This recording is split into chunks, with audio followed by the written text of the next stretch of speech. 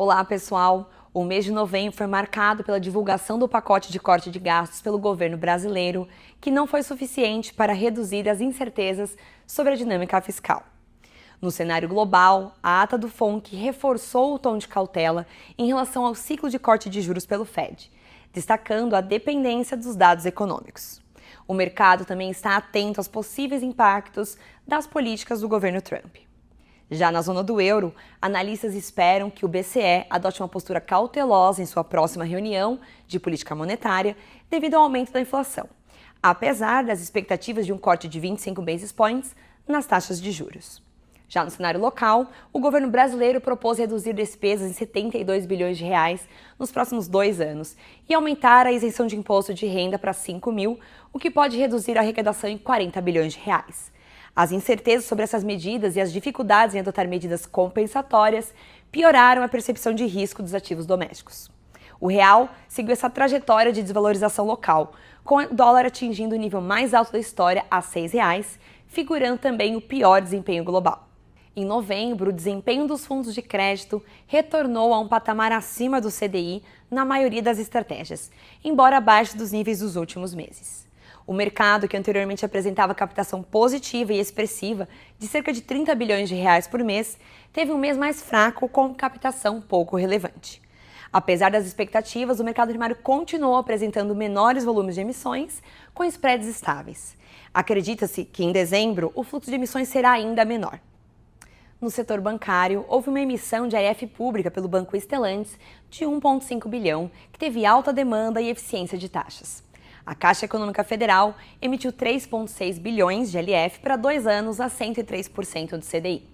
Já o Banco do Brasil também realizou uma emissão relevante de 11 bilhões de reais para 2 anos a CDI mais 0,30%, entre o final de novembro e início de dezembro. O Banco Bradesco destacou-se com a emissão de LF perpétua, totalizando 1 bilhão de reais a CDI mais 1,20% ao ano. O mercado secundário esteve mais ativo na segunda metade de novembro, especialmente após as notícias sobre a mudança na tabela de R. No entanto, a atividade geral foi menor, com a urgência de compra diminuindo. Nos fundos incentivados, houve um ciclo de correção ao longo do mês, com 75% das emissões incentivadas, marcadas pela Anbima, apresentando marcação negativa e um aumento médio dos spreads em 8 basis points. O mercado primário incentivado também começou a desacelerar e deve continuar assim até o final do ano. As principais incertezas sobre o mercado de crédito privado incluem a alta dos juros, que agrava a situação de empresas com grande exposição ao CDI e alta alavancagem.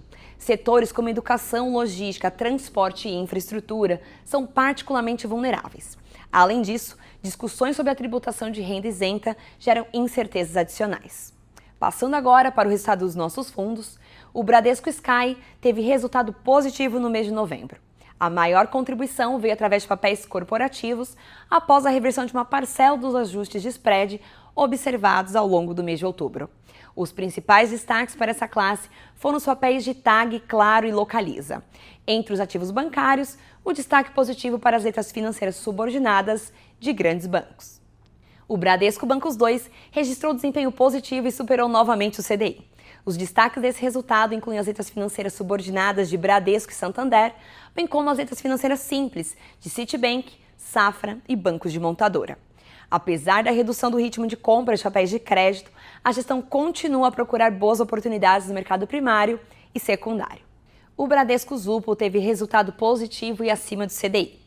A maior contribuição no portfólio veio através dos papéis corporativos de TAG, Localiza e Companhia de Eletricidade do Amapá.